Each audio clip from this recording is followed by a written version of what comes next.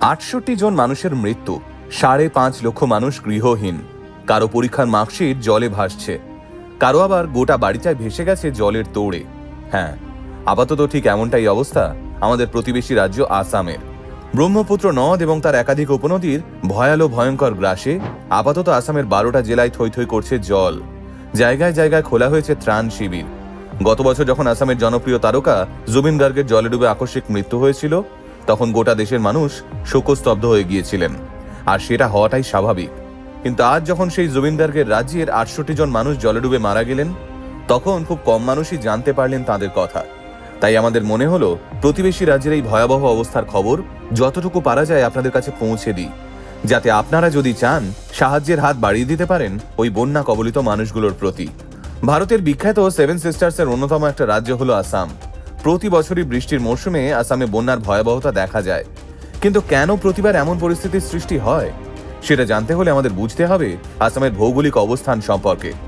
আসলে আসামের পাহাড়ি অঞ্চলগুলোই সমতলের থেকে অনেক বেশি বৃষ্টিপাত হয়। তার মধ্যে ব্রহ্মপুত্র নদ তিব্বত থেকে বয়ে আসার সময় প্রচুর পরিমাণে পলিমাটি বয়ে নিয়ে আসে। এই পলিমাটি আসামের উপত্যকায় এসে জমা হতে হতে ক্রমশ নদীকে অগভীর করে দেয়।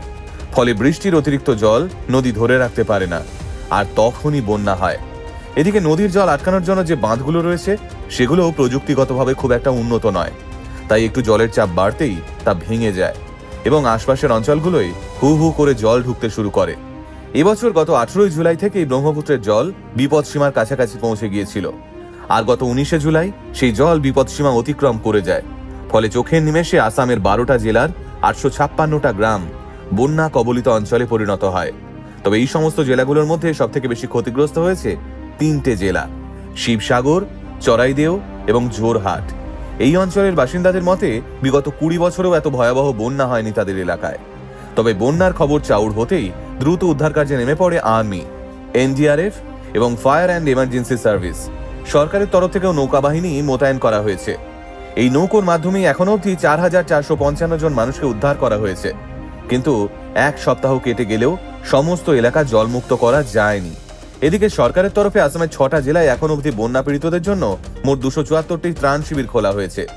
এই ত্রাণ শিবিরগুলোয় প্রায় 19,000 মানুষ এখন অবধি আশ্রয় নিয়েছেন। প্রত্যেক বছরই বন্যা হয় আসামে, কিন্তু বন্যার এমন ভয়াবহতা আগে দেখা যায়নি।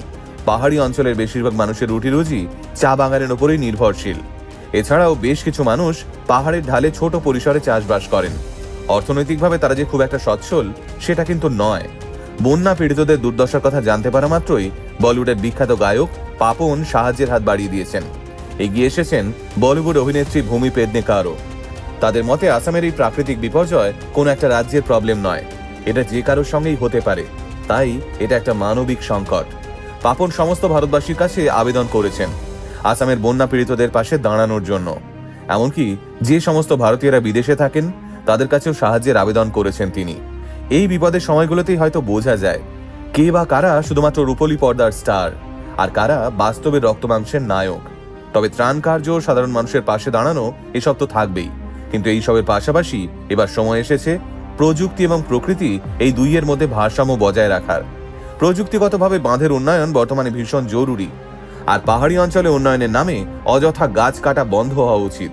পৃথিবীতে গাছের সংখ্যা যত কমবে, মাটির জল ধারণ ক্ষমতাও কমতে থাকবে এবং বন্যা বাড়বে। চারপাশে প্রাকৃতিক দুর্যোগ এবং দূষণ মারাত্মক হারে বাড়ছে। এখনো যদি আমরা সচেতন না হই, তাহলে হয়তো খুব জলদি আমরাও ইতিহাস হয়ে যাব। কিন্তু সেই ইতিহাস পড়ার মতো একটা মানুষও পৃথিবীতে অবশিষ্ট থাকবে না। আপনারা কি বলেন? কমেন্টে জানাতে ভুলবেন না কিন্তু। আর অবশ্যই আসামের পাশে দাঁড়াবেন।